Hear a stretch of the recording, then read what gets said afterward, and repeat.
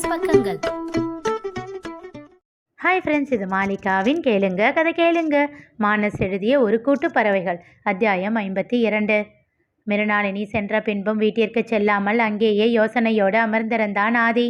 மனதில் குழப்பமும் வருத்தமும் இருக்கும்போது வீட்டிற்கு செல்ல அவனுக்கு விருப்பமில்லை. அவன் முகத்தை பார்த்தே அவன் சரியில்லை என்று வீட்டில் இருப்பவர்கள் கண்டுபிடித்து விடுவார்களே, என்ன செய்யலாம் என்று யோசித்தான். என் காதல் விஷயம் வீட்டிற்கு தெரிந்தால் மிருணாளினியை திருமணம் செய்து வைக்க ஏற்பாடு செய்து விடுவர். ஆனால் என்னால் அவளை ஏற்றுக்கொள்ள முடியுமா? என் மனைவியாக வரப்போகிறவள் என் பெரியம்மாவைப் போல் இருக்க வேண்டும் என்று ஆசைப்பட்டேனே. வேறு எந்த எதிர்பார்ப்பும் எனக்கு இல்லையே. என் தம்பிகளுக்கும் தங்கைகளுக்கும் அன்பை மட்டுமே அவள் தர வேண்டும் என்று நான் நினைப்பது தவறா? அப்படி இல்லாத ஒருத்தியை என் வாழ்வில் எப்படி ஏற்க முடியும்? ஆனால் வீட்டில் இதையெல்லாம் சொன்னால் ஒத்துக்கொள்ள மாட்டார்கள். உனக்கு பிடிச்சிருக்கில்ல, நீ லவ் பண்ணுற இல்லை, இது மட்டும்தானே அவர்களின் கேள்வியாக இருக்கும். இப்பொழுது என்ன செய்ய என்று யோசித்தான். சிறிது நேரம் யோசித்தவன் அங்கே இருந்து இப்படியே விழுப்புரம் சென்று விடலாம் என்று முடிவு செய்து கொண்டு நித்யாவை அழைத்தான். வீட்டுக்கு வரலையா ஆதி? அம்மா, அவசரமாக ஒரு வேலை, நான் இப்படியே கிளம்புறேன். நைட் டிஃபன் வேண்டாம்மா, நான் அங்கே போய் பார்த்துக்கிறேன். வீட்டில் எல்லார்கிட்டையும் சொல்லிடுங்க. சரிடா, பத்ரம். இரவு முழுவதும் உறக்கம் வராமல் தவித்து கொண்டிருந்தான். மிருணாளினியை பற்றி முழுதாக தெரிந்து கொள்ளாமல் மனதில் ஆசையை வளர்த்து கொண்டேனோ என்று வருந்தினான். அவளை ஏற்க முடியாமலும் மனதில் இருந்து தள்ளி வைக்க முடியாமலும் தடுமாறி கொண்டிருந்தான் ஆதி. இரவு வேலைகள் அனைத்தையும் முடித்துவிட்டு உறங்குவதற்காக வந்தார் நாயகி. மிருணாளினி ஏதோ யோசனையோடு இருப்பதை கண்டு என்ன என்று விசாரித்தார். அம்மா, என் முகத்தை பார்த்தா சந்தோஷமா இருக்கிற மாதிரி தெரியுதா? ஆமாம், நீ அப்படியே இருந்துட்டாலும். அம்மா, சரி சரி, கோபப்படாத. என்னைக்கு அப்படி தெரியல? அப்போ என்னைக்கு அப்படி தெரிஞ்சது? காமேஸ்வரன் கல்யாணத்துக்கு முன்னாடி நாள் அப்படி இருந்த மாதிரி எனக்கு தோணுச்சு. ஓ, ஆனால் இப்போ அது இல்லையே, ஏன்? விடுமா, சந்தோஷம் எப்பவும் எனக்கு நிலை இல்லாதது. நாயகி திகைத்தார். மிருணா, என்னடியாச்சு? கல்யாணத்துக்கு அந்த ஆள் வந்திருந்தாருமா. யாரு? உன் சித்தப்பாவா? அவருக்கு ஒரு நொடி பக் என்று ஆனது. என்னடி, என்ன சொன்னாரு? திரும்பவும் ஏதாச்சும் பிரச்சனை பண்ணாரா? இல்லைம்மா, என் முகத்தில் சந்தோஷம் தெரியுதாம். சீக்கிரம் அதை அழிச்சிடுறேன்னு சொன்னார். ஐயோ, பயப்படாதம்மா, அவர் என்ன அழிக்கிறது? நானே என் சந்தோஷத்தை வேண்டாம்னு தள்ளி வச்சிட்டேன். அவர் அழிச்சிட்டா அந்த வழியை தாங்க முடியுமான்னு தெரியல. அதனால் என்னோட ஆசை எல்லாத்தையும் மூட்டை கட்டி வச்சிட்டேன். மிருணா, என்னடி சொல்கிற? என்ன ஆசை உனக்கு? ஏண்டி இப்படி பண்ணுற? அந்த ஆளுக்கு பயந்து இன்னும் எத்தனை வருஷம் இருக்கணும்? அவரை நெருங்கி படுத்து அவரை அணைத்து கொண்டாள். விடுமா, எனக்கு நீ மட்டும் போதும். நீ எப்பவும் என் கூட இரு, சரியா? அவர் விழிகள் நீரை பொழிந்தன. இன்னும் எத்தனை வருஷத்துக்கு என்னால் இருக்க முடியும்? அதுக்கப்புறம் உனக்குன்னு ஒரு துணை வேண்டாமா? அப்போ பார்த்துக்கலாமா, இப்போதைக்கு இப்படியே இருந்துக்கிறேன். இதுவே எனக்கு பழக்கமாகிடுச்சு. விடுமா. மிருணா, ஏண்டி இப்படி சொல்கிற? உடல் குலுங்கி அழுதார். அவள் தடுக்கவில்லை. அம்மா, அப்பா இன்னும் கொஞ்சம் புத்திசாலித்தனமாக இருந்திருக்கலாம் இல்லை? பாசம் வச்சு ஏமாறாமல் இருந்திருக்கலாம் இல்லை? எதுவும் தெரியாமலேயே அவர் போயிட்டாரு. நாம் 2 பேரும் தான் அல்லல் பட்டுக்கிட்டு இருக்கோம். நிமிர்ந்து தன் தாயின் முகத்தை பார்த்தாள். அப்பா இல்லாமல் உனக்கு ரொம்ப கஷ்டமாக இருக்கும் இல்லை? உன்னை எப்படியெல்லாம் பார்த்துக்கிட்டாரு. உன் மேலே எவ்வளவு காதல். நீ ஒன்று ஆசைப்பட்டா உடனே அதை செஞ்சுடுவார். உன்கிட்ட அதிகமாக சண்டை போட்டதில்லை. உன்னை அடிக்கிறது இந்த மாதிரியெல்லாம் என்னைக்கும் செஞ்சதில்லை. அவர் இல்லாததை எப்படிம்மா தாங்கிக்கிற? அவர் எதுவும் சொல்லவில்லை. அழுது கொண்டிருந்தவரின் முகம் இறுகி போய் இருந்தது. என்னம்மா? ஆமாம், அவர் இருக்கிற வரைக்கும் எனக்கு சந்தோஷம் மட்டும்தான் கொடுத்தாரு. ஆனால் இறந்ததுக்கப்புறம் அவரை வெறுக்க வச்சுட்டாரேடி. அம்மா, என்னம்மா?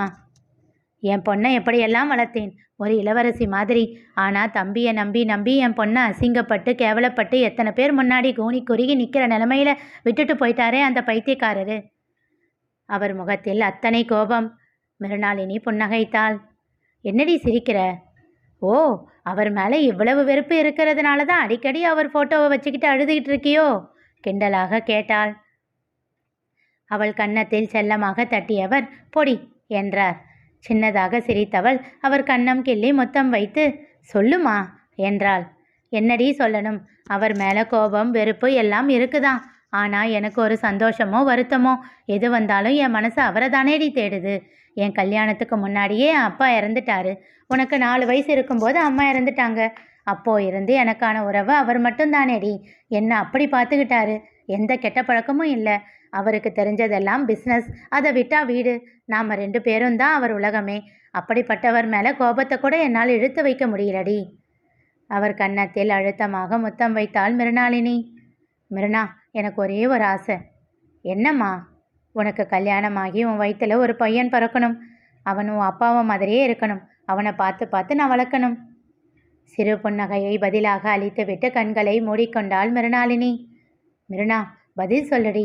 மாப்பிள்ளை பார்க்கவா ப்ளீஸ்.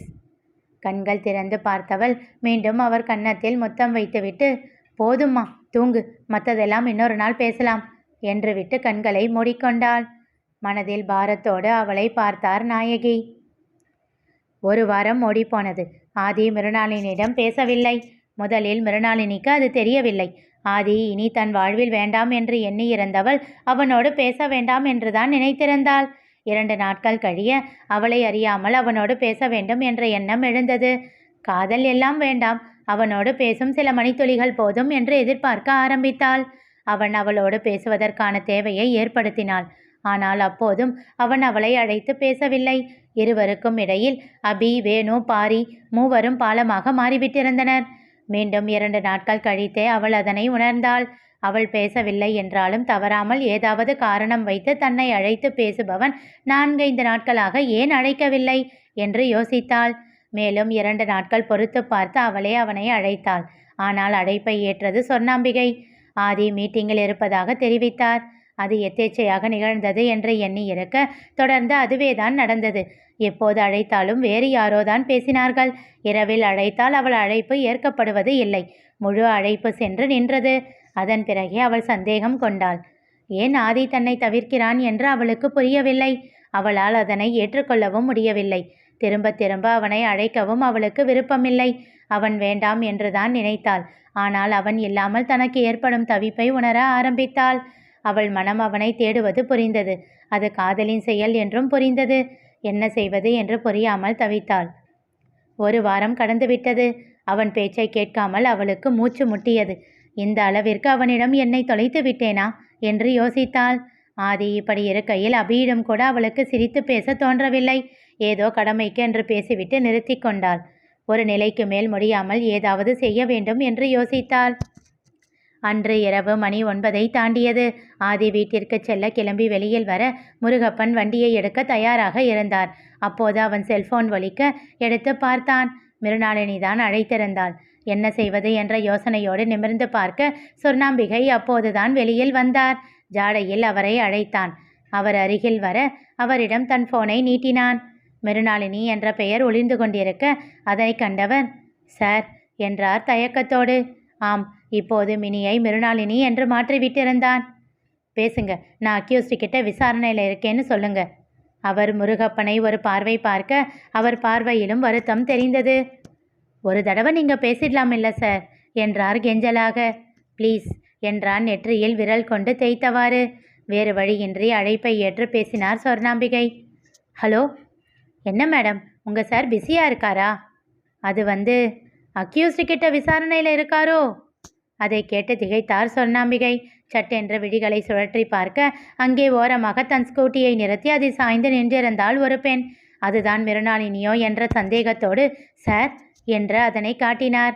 அவர் பார்வையின் போக்கில் ஆதியும் திரும்ப மிருணாளினியை கண்டு திகைத்தான். அவள் அழைப்பை துண்டித்துவிட்டு அவனிடம் வந்தாள். உங்ககிட்ட ஒரு 5 நிமிஷம் பேசணும். சொர்ணாம்பிகையும் முருகப்பனும் அங்கிருந்து நகரப்போக கை காட்டி அவர்களை நிறுத்தினான் ஆதி.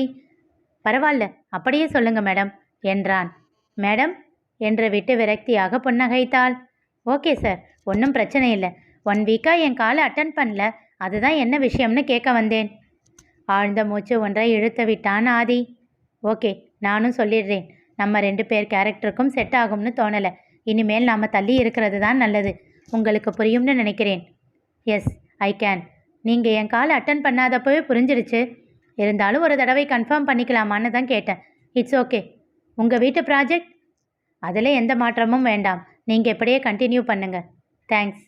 அவள் திரும்பி நடந்தாள். 2 அடி சென்று நின்று திரும்பி அவனை பார்த்து கோரினாள். அநேகமாக லவ் ப்ரப்போஸ் பண்ணிக்காமலேயே பிரேக்கப் பண்ணிக்கிட்டவங்க நாமளாக தான் இருக்கும்னு நினைக்கிறேன். சிறு புன்னகையோடு சொல்லிவிட்டு சென்று விட்டாள். ஆதியின் முகம் மொத்தமாக இறுகி போனது. அவள் வார்த்தைகள் அவனை வதைக்க செய்வதறியாது சிலையாக உறைந்து நின்றான். இனி நிகழப்போவது என்ன தெரிந்து கொள்ள தொடர்ந்து கேளுங்க. கதை கேளுங்க. மீண்டும் சந்திப்போம்.